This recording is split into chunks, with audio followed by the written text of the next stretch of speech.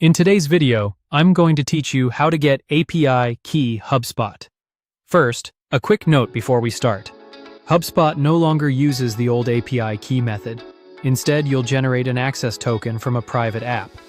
It serves the same purpose, authenticating your requests, but it's more secure and gives you fine-grained control over what your integration can do. Begin by signing into your HubSpot account and heading to your main dashboard. From there, open the settings. This is where all developer and account tools live, so it's the best place to configure secure access. In the left sidebar, go to Account Management and select Private Apps. This is where you'll create the token that replaces the legacy API key. If you see an option to go to Legacy Apps, click that.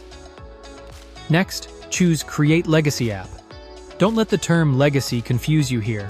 What we're after is the Private Apps Access Token. An access token is a secret string your code sends in the authorization header as a bearer token. It proves to HubSpot that your system is allowed to call specific APIs. When prompted, choose private for this example. Give your app a name. You can generate a random name to move quickly, or type a clear descriptive name that tells future you what this token is used for. Now go to Scopes. Click Add New Scope, then select the scopes your private app needs. Scopes define permissions, what your token can read or write. For example, you might grant read-only access to contacts or give write access to CRM objects if your integration creates or updates records. Apply the least privilege principle here. Only select what your integration truly needs. You can come back and adjust scopes later if requirements change. After choosing the appropriate scopes, click Update to save those permissions, then click Create App. If you're prompted, continue creating to finish setup. Open the Auth tab for your new app. Click Show Token to reveal your access token. Treat this token like a password.